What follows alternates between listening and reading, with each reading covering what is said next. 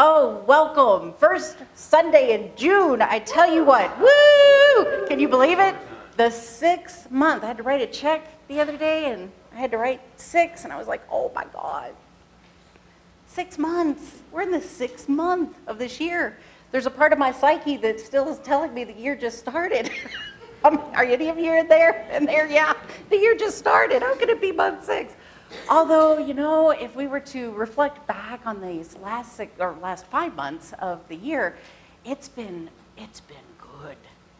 It has been good. It has been high accelerated movement as we have fully stepped into and embraced this idea of spiritual living through our values. We've really taken on some incredible values and have applied them to an even greater way of enhancing our lives through our spiritual living. And so I am here excited to tell you about our theme for the month of June. Our spiritual value for the month of June is accountability. Now, normally that word doesn't generate excitement in people. Normally, but of course we're not normal, are we? I'm not normal. Accountability, oh, it's juicy. What you can do with a theme of accountability is amazing. And it is going to be an incredible month. It's going to be an incredible ride. And today, we get to find out, we get to make a commitment on what kind of free zone we are going to commit to entering today. There's more to that in a little bit. First of all, I'd like to go to my first slide here, please. Because I'd really like I'm going to read it out loud. You guys can read it silently. In an increasingly uncertain and uncomfortable world, it helps to remember that there is still soft blankets and warm mugs and kind friends and really good people. So many really good-hearted people who want the future to be better. If nothing else, take hope in that. And that's what I'm feeling in my heart, and I'll tell you why. She doesn't know I'm doing this. But one of our beloved members of our center, and she's also a board member, she had a big move the last few weeks. And we put out the call for assistance. We had the prayer team praying on it. And I want to say thank you. And I see I think we wore them out last weekend because some of them aren't here today. So I will have to extend my gratitude to them personally. But I wanted just to do a huge thank you to each and every person that showed up in assisting this beautiful, beloved soul and member of ours, Christine. Because there was something that really shifted in me last Sunday when I got to her house, and I saw the people there that were pitching in cleaning and loading up trailers to take to storage and to just do what needed to be done. And there was this shift that occurred to me of, oh my gosh, we have an amazing community. Each and every one of you have such an amazing heart and soul, and so freely give that out of your kindness. And I just wanted to say thank you. Because this right here is in this room. So I actually feel really good about right now and really good about our future because of each and every one of you that are sitting in these chairs right now. So I wanted to share that thank you. So let's go to the next slide. Accountability. Here we go. Your mind will always believe everything you tell it. Feed it hope, feed it truth, feed it with love. Because take care of what you're saying, you are listening. There's a reason why I'm sharing that with you. You know, Webster's dictionary defines accountability as subject to having to report, explain, or justify, being answerable or responsible. Now, who are we really accountable to in our lives? Who are we really accountable to? Ourselves. Really? Yes, ourselves. And don't we kind of know? I think we all have that nudge. We all have that feeling. At least I do, and I'm assuming, I'm thinking you do too. I try not to assume.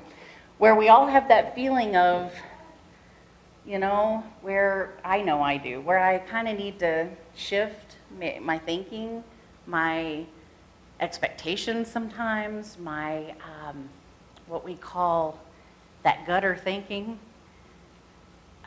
the stinking thinking. And I get nudged at times, and I'm so grateful for that I gain that awareness so that I can make that kind of an adjustment. But we are truly being answerable to ourselves in every aspect in the way that we live our life. And it's all the time. It's never taking a break. There's never a vacation from being responsible and accountable to ourselves, to the type of life we desire to live, to the type of relationships we would like to grow and build and enhance in our lives, to the community that we want to be a part of. And so there's something just really amazing that comes with that. That idea of accountability, what it does is it allows us to be answerable to one another, doesn't it? Because really we're responsible for ourselves, but it allows us to be answerable to one another. We get to focus on all of our key relationships and then do that shift based on the feeling that we get from that. We get to be accountable to the key relationships in our jobs, and our careers and our occupations, and to the ministers of the center, to the practitioners, to the members, all of it. We get to be accountable to our community. You know, we have in our bulletin here. We have in our bulletin our vision and mission statement. And that's what I got to see, especially in these last few weeks. Being a dynamic, enlightened community, empowering the divine expression of love. And then I don't know if you guys noticed or not, but up at the top, I had added a while ago, we are a loving, open, and embracing community. There are so many ways that we as a community are moving into a greater enhancement and embracement of being accountable for our philosophy and for who we are and what we teach. We are an affirming community. We have, for the last 4 years, we have volunteered to work a booth at Pride Fest and have marched in the Pride Fest parade, holding our banner and wearing our shirts and saying to the world that we stand behind our global vision. And we believe in that, and so we take action on that. And so I'm here to talk this morning about accountability, the ways that it empowers and affects our lives, who's truly responsible for that in our life, and how it then flows and makes a difference everywhere else. And how that kind of shows up. It's in sharing and confidence. It's in our heartfelt expression of who we are through that which is before us to do, like Traveling Light with their music, like Kathy in the back holding consciousness, like all of the beautiful people that showed up this morning to make all of this happen. There's something amazing that takes place, and as we talked last month, we're moving from good to great. And there are so many ways that that's taking place. There's this atmosphere that we are embracing of trust and faith and encouragement. And I am calling and inviting all of you to feel that. Because with that trust and faith and encouragement and confidence, we can better understand who we are and why we do things. Because that helps us to be more accountable to ourselves, doesn't it?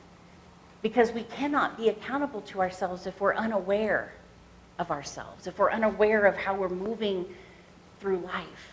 Are we moving through life being aware? Are we? Are we not? I'm not sure, but we're going to dive into that today. We're going to find out.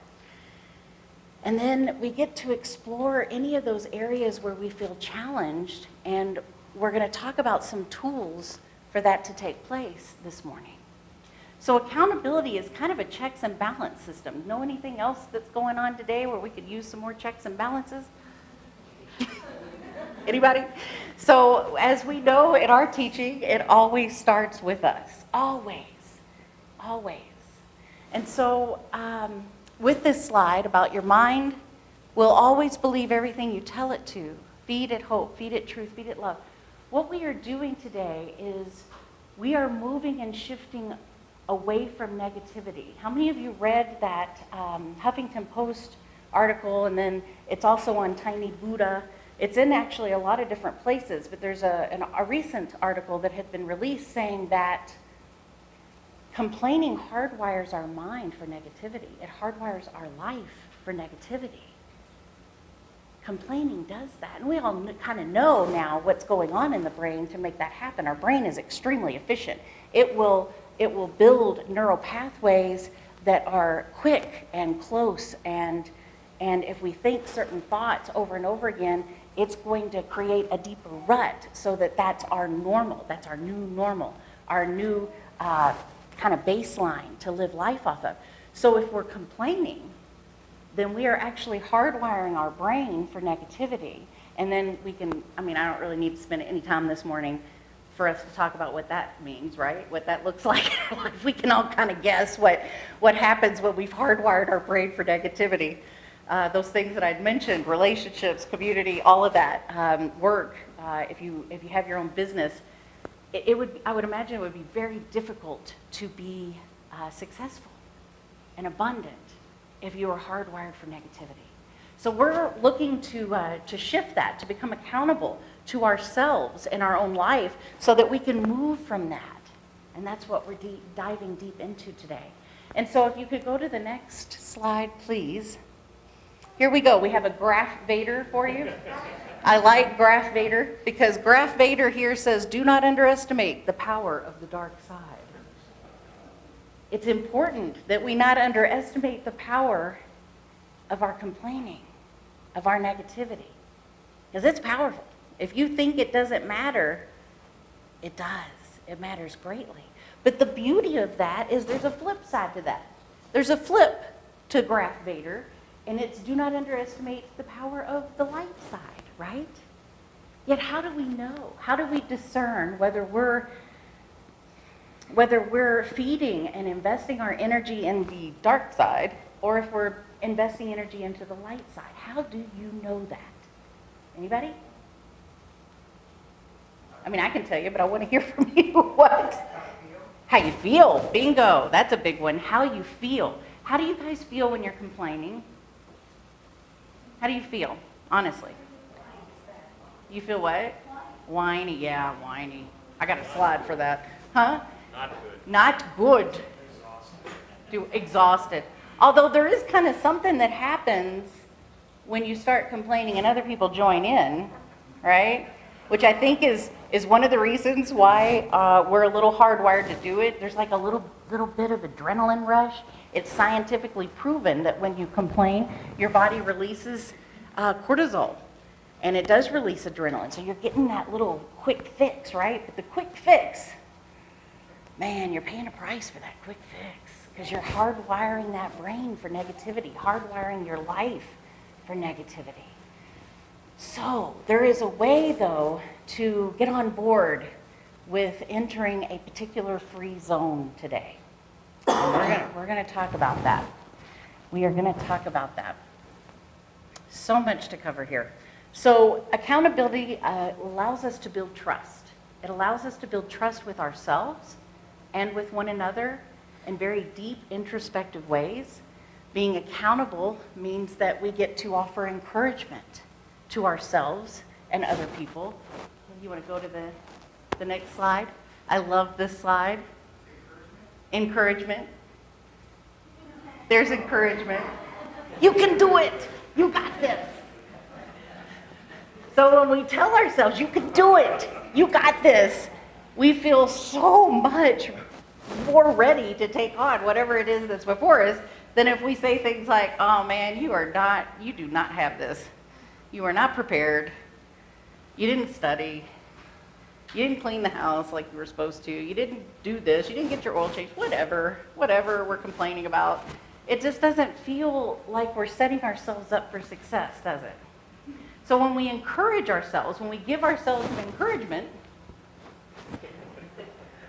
then it builds us and sets us up for such success. It hardwires us for prosperity, abundance, positivity, enhancement, growth, all those beautiful things that rises us to that higher vibration. So if you could go to the next slide. We have, oh, not that one, next one, although that's a good one. Negativity. It can only affect you if you're on the same frequency. Vibrate higher. Vibrate higher. So one of the most effective ways that we can do that is stop complaining, right? Just stop complaining. Do you guys agree with me on that? About the stopping complaining? Very good. You know, Will Bowen says complaining is like bad breath. You notice it when it comes out of somebody else's mouth, but not when it comes out of your own mouth. Yeah. So that's what we're embarking on today, is we are going, well, those of you that so choose, we are going to make a commitment to be accountable to ourselves and to hardwiring our lives for positivity and abundance and prosperity and all of the greatness of life, and then also the world, how we influence the world, by paying attention to our complaining. You notice when other people are doing it, but do you notice when you're doing it? And we talked a little bit a second ago about what it felt like, but you know, we've got to be aware. We have to be paying attention. If you ever catch yourself feeling icky, pay attention to what you're saying. Pay attention to what you're investing your energy into. And for those that take it on, you're really going to be paying attention this month. I'm super excited about this. Super excited. So let's see. Got to decide where I want to go here. So we'll kind of break down complaint. How about that? You know, I brought up the bad breath. Let's break it down. You know, what's causing this? So what is a complaint? It says, Webster says a complaint is to express pain, grief, or discontent. And you know, sometimes it makes sense to express those sentiments at times. You know, that sometimes life does call forward experiences where we need to express that. Yet research shows that most people complain habitually 15 to 30 times a day. That's a lot. I know nobody in this room complains 15 to 30 times a day, right? I got one person raising their hand. So, and that's okay, because he's a teen. He's a young adult now, and he was a teen, and I had him in family group, and I know his job, so I'm on to him. But it says that 15 to 30 times of complaining a day is like ear pollution. You know, if you can just imagine what that's doing as far as hardwiring our brain, it definitely negatively affects our lives. This has been scientifically proven.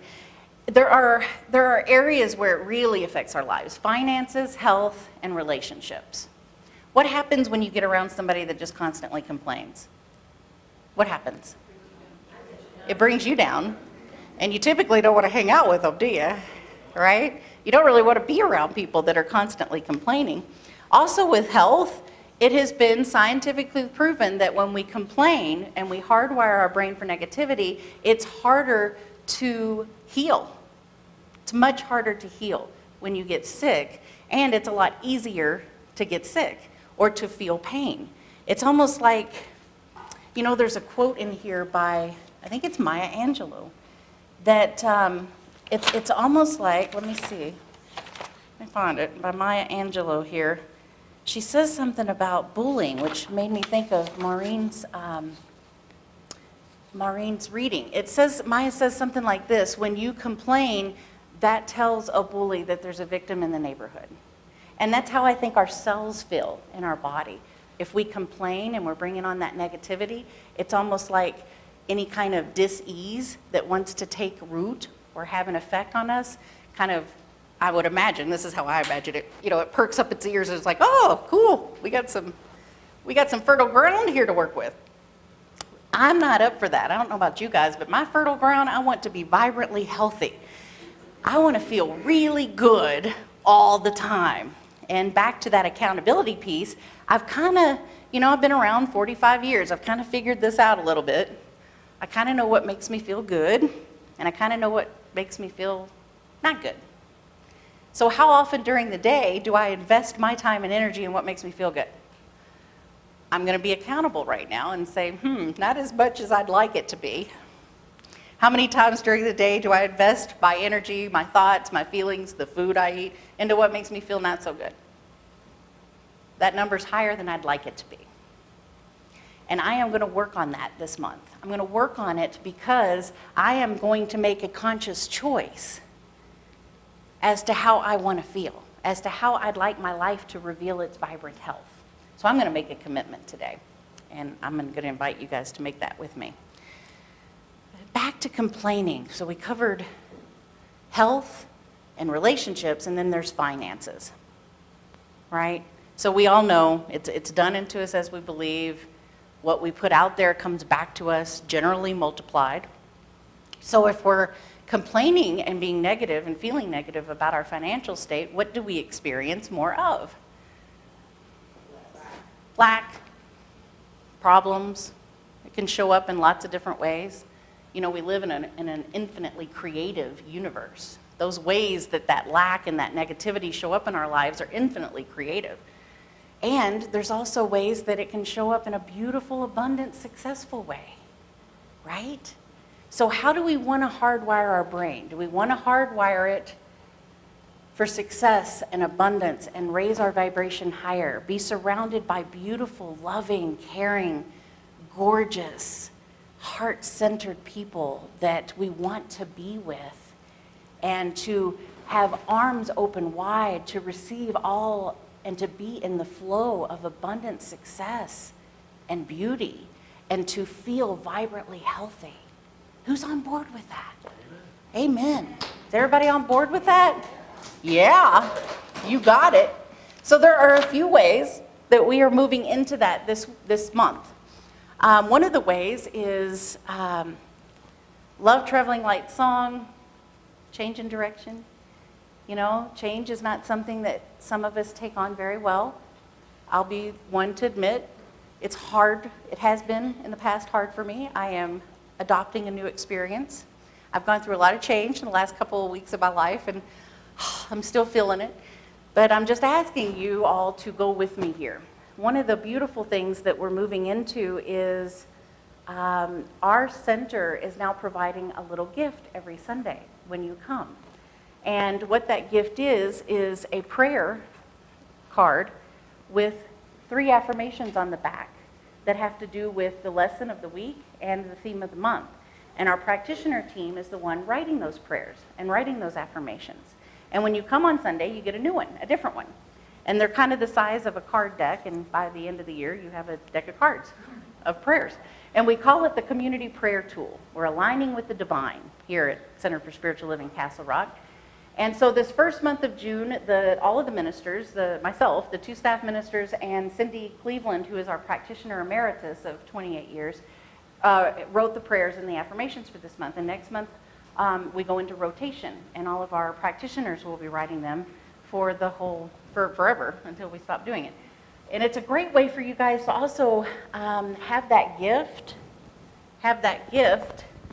of using that prayer tool as you go through your week. I'm going to keep mine probably on my mirror in my bathroom, but you're welcome to keep yours anywhere.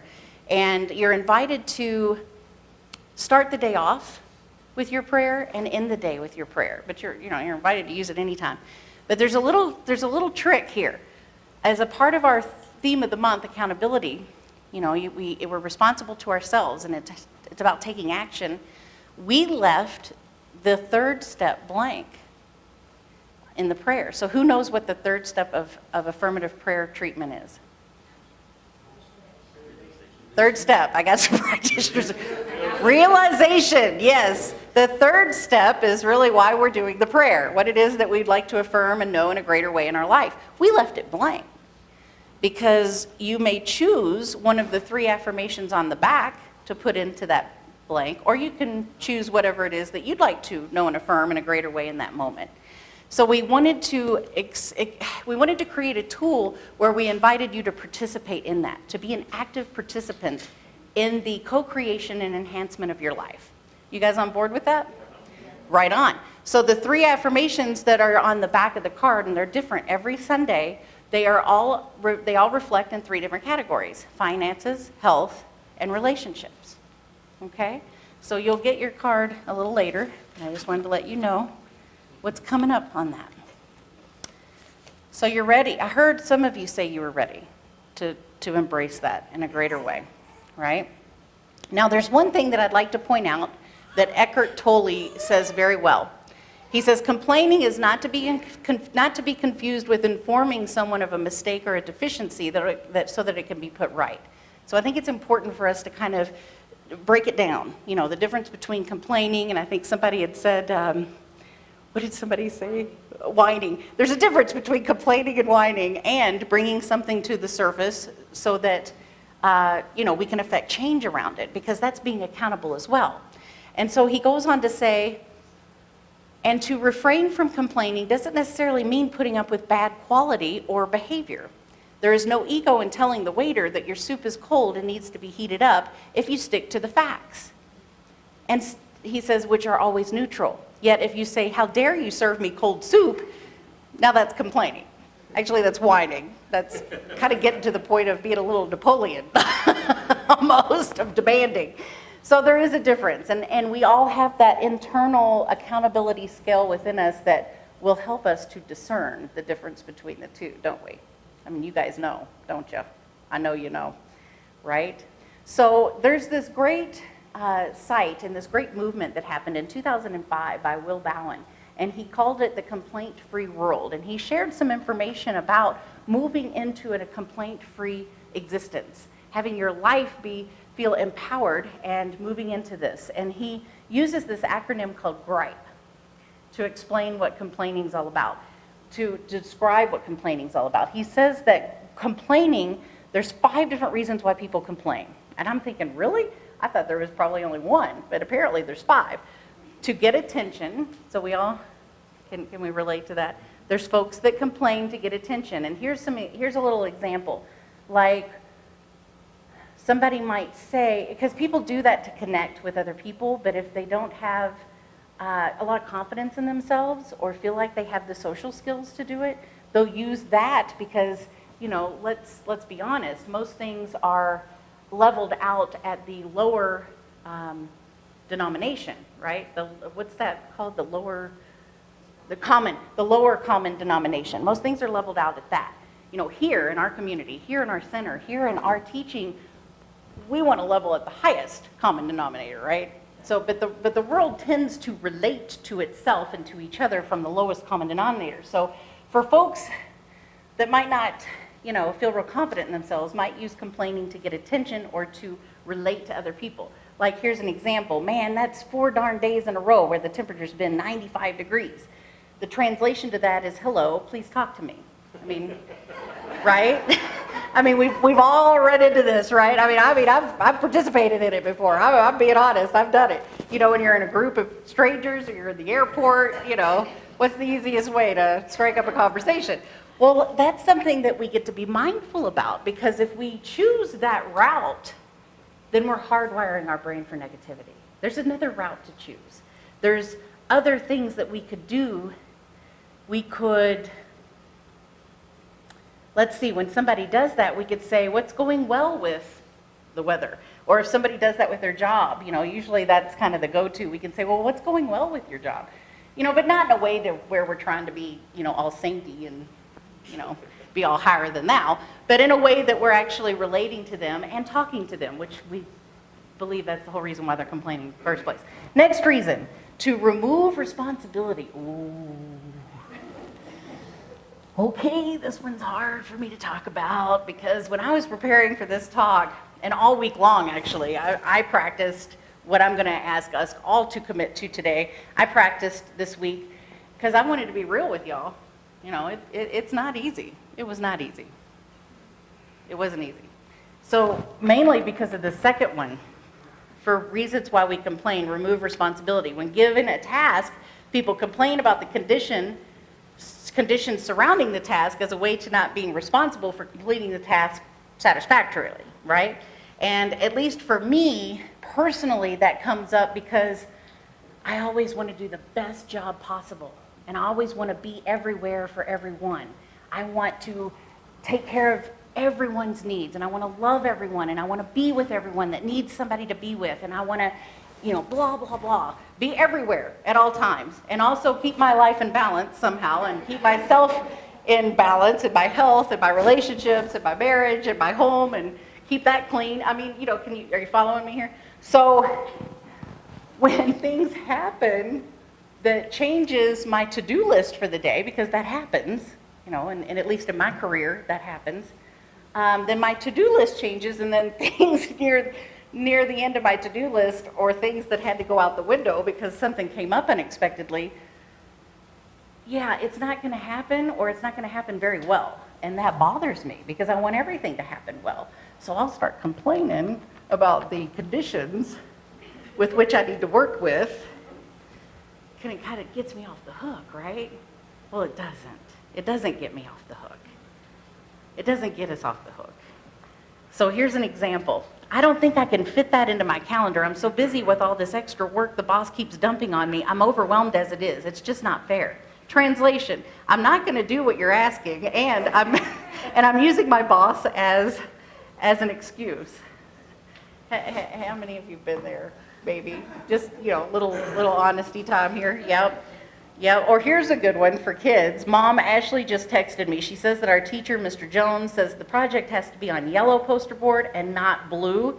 Mr. Jones is always changing his mind, and he's never clear. It's not my fault, it's his. When the translation is, Mom, I wasn't paying attention when the teacher gave out instructions for my project, right? So don't expect me to receive a good grade on this school project because I wasn't paying attention, right? So yeah, there's the remove responsibility reason why we complain. Then there's the inspire envy, that bragging portion that we have in life. People complain about people who are not like them as a way to make themselves look superior by comparison, right? You guys know anybody like that? You've been around anybody like that? And they complain about things and events in a way of impressing people with their high standards. For example, yeah, Cheryl's team did a good job on the project. Well, more of an okay job, actually. They were 2 weeks behind on delivery, and I can't believe they let that computer bug slip in. That was a coworker talking about another coworker. So the translation, my team would have done things on time and better. Why? Because I'm a better manager than Cheryl. Do you see what that translated into? Right. So sometimes people complain in that fashion to make them feel superior, to make them feel better about themselves. And generally people do it when they're not feeling all that great about themselves.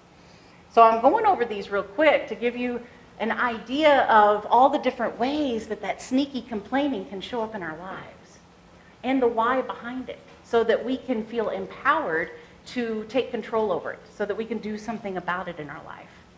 And then there's power. There's strength in numbers. People complain to build alliances with others to increase power.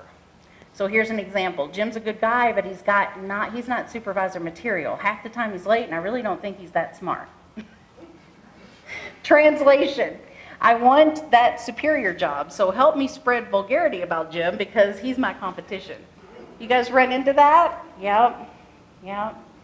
So, what we can do in those situations is we get to silence those complaints within ourselves and with other people in the way that we choose to meet them with love, with compassion, with empathy, with understanding, and meet it with positivity. Kind of like at the beginning when I gave the example of what's going well. What's going well with you? You can ask a positive, forward-focusing kind of question in that. The E under gripe is excuse poor performance. And to me, that's kind of related to the responsibility piece, where excuse poor performance in the past tense version of a complaint to remove responsibility, when somebody complains to remove responsibility, they're telling you in advance that they're going to fail at whatever it is that they're complaining about. I know I said I'd bring home salad stuff, but I got caught up in work and in some of Carla's last minute nonsense, and it just made me forget. Translation, I'm blaming my forgetfulness on something totally unrelated, but if you buy it, I'm off the hook. Now that's another one. I can say I do, and I do my best to be accountable for. Just like those in class a couple of weeks ago, when I had an emergency come up, somebody needed me to come to them in the afternoon during my spot that I was supposed to buy food for our class. So I ended up at home, I was like ravaging, trying to find food that I could take to class. And my husband, the week before, had never done this before, but he bought these gluten-free cookie dough things that you use to make cookies with. You just pop it in the oven and it makes fresh cookies. And I'm like, cool, fresh cookies. So I made the fresh cookies, took them to class. He texts me and he says, I hope you're enjoying those gluten-free cookies in class, but I bought those to take to my meeting tomorrow morning. So if you could stop at the store on the way home. And I'm like, oh crap, because, not every store's got gluten-free cookies, so I needed to go to this particular store that was closing right after class ended. So, do you see how that works? Yet it was important to me to be accountable for that. I mean, I could have texted him and this long text and explained the situation, but I knew that didn't have anything to do with the fact that I had cooked and baked his cookies, and I needed to replace them. So I did. So there's some examples of how that works just in our daily life all the time.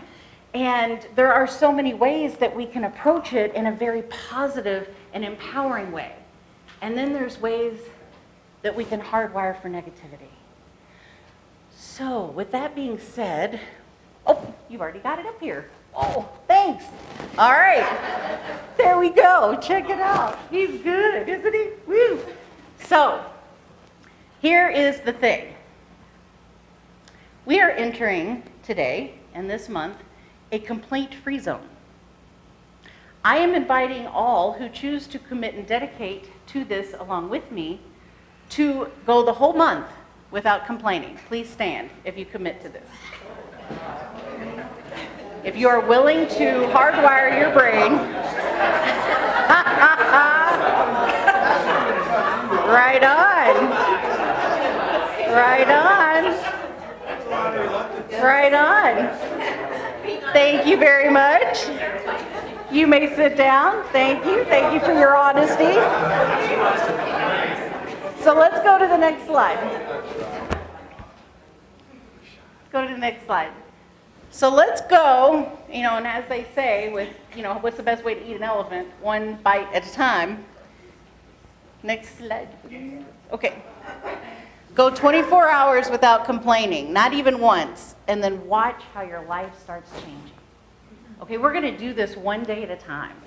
And as we're doing it one day at a time, we're also going to pay attention to how our life starts changing. I'm talking big ways here. Because I want to know, by raise of hand, how many people's lives in here has ever once been enhanced by changing your thinking? Right. That's right. So that's how it works. That's how it works. So one day at a time, folks, one day at a time. From this point on, not that I think you complained at all yet today, but from this point on, today, go through the whole day without complaining. And then tomorrow morning, notice how your life has changed. And then take another day on. And then another day on. And before you know it, we've gotten through the whole month. Let's go to the next slide. So no whining, no complaining, and absolutely no frowning. Now that's going to be a hard one for me. Only hugs, smiles, and warm, fuzzy feelings are allowed. I love that. So we are on board. The majority, 99% of you, stood up and you took that commitment. And some of you are laughing. Some of you are laughing. But there's a reason why we're doing this, folks. Let's go to the next slide. There is a huge reason why we're doing this. We are creating a complaint-free world. And I want to share with you why that is so incredibly important. Okay? This is why it's important, because I'm going to read to you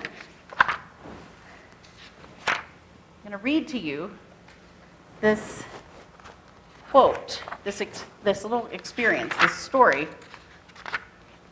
Bear with me for a second here. That Will Bowen wrote about creating a complaint-free world. I'm going to invite you to take this in. Were the great leaders of the United States also great complainers? I'd have to say no. These important men or women allowed dissatisfaction to drive them to great visions, and their passion for these visions inspired others to follow them. Their relentless focus on a bright future raced the collective heartbeat of this nation. Their method of transforming our consciousness as a country and as a result our future was best summarized by Robert Kennedy. There are those that look at things the way they are and ask why. I dream of things that never were and ask why not. So on August 28th, 1963, Reverend Dr. Martin Luther King Jr. did not stand on the steps of the Lincoln Memorial and say, "Isn't it terrible how we're being treated?" He did not do that. He spoke words that struck a chord with our nation and still bring tears to the eyes of those hearing them nearly, or now, over a half a century later. He did not focus on the problem. He focused beyond the problem. He declared, "I have a dream." Dr. King created in our minds a vivid picture of a world without racism, and he had been to the mountaintop. Right? Right. So, his words took us there, as well as the Declaration of Independence. Thomas Jefferson did clearly state the challenges the colonies were having under the governance of the British Empire. However, his document signed July 4th, 1776, was not a litany of gripes, was it? Had it been, it probably would have never caught the imagination of the world and unified the colonies. The first paragraph of the U.S. Declaration of Independence reads, "When in the course of human events it becomes necessary for one people to dissolve the political bands which have connected them with another, and to assume among the powers of the earth the separate and equal station to which the laws of nature and the nature's God entitled them." For a moment, imagine you are a colonist of one of the 13 colonies, and you try to take this in, okay? The separate and equal station to which the laws of nature and the nature's God entitle them. At the time Jefferson wrote this, England was the world's greatest superpower, and Jefferson states, without hyperbole, that these fledgling and diverse colonies were equal to this political behemoth. You could have heard the collective gasp that inspired and was inspired among the colonists following by the resulting swell of pride and enthusiasm. How could they ever aspire to such a lofty ideal as to be equal to England? Because the laws of nature and of nature's God entitled them. This was not complaining. This was a compelling vision for a bright future. Do you feel the difference? I'm asking each one of you, do you feel the difference? Right? So, with that being said, there are a lot of things that I am truly grateful for in this beautiful life that I am living on this incredible planet that I am finding myself residing on in this amazing community that is unbelievably spectacular. And I am so grateful for all of those things.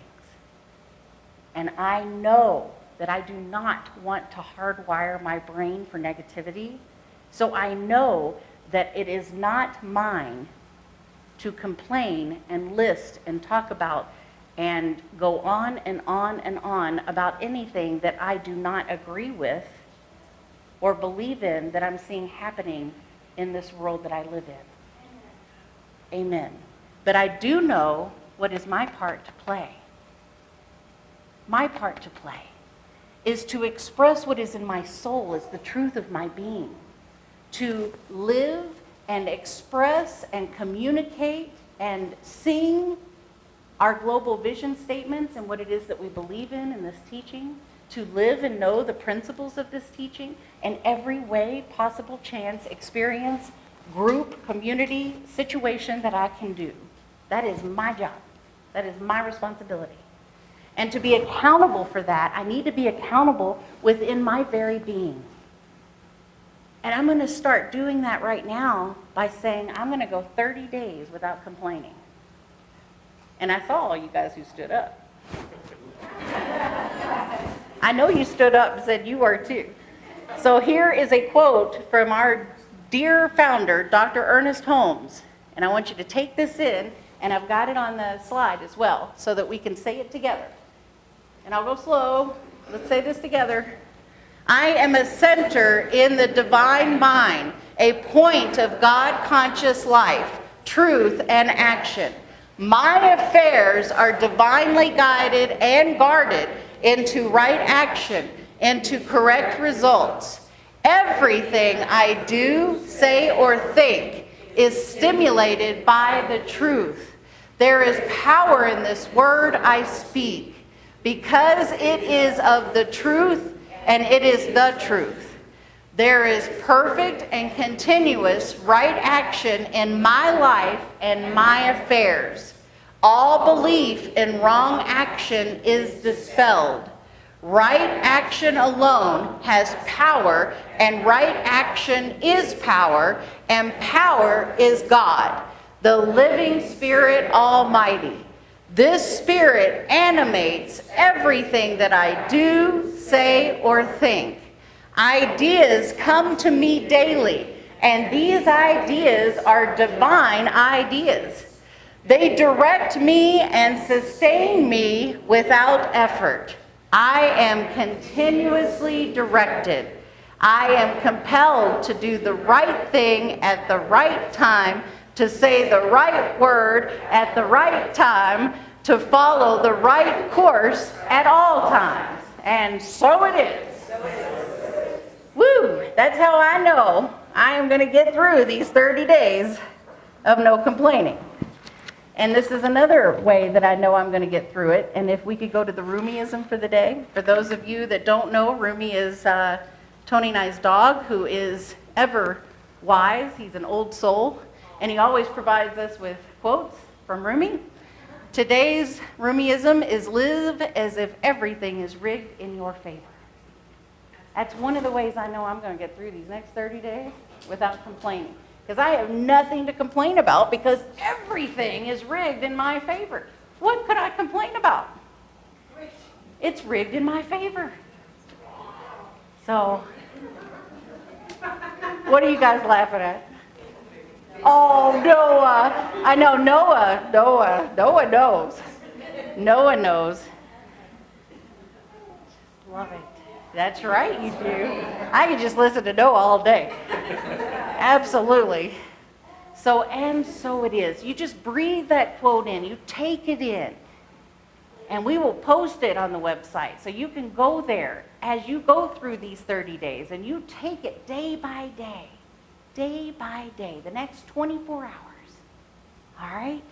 And I know you all stood. So just can I get a resounding yes or amen or clap? Or all right. So we are now ready for Traveling Light to take us into a beautiful experience.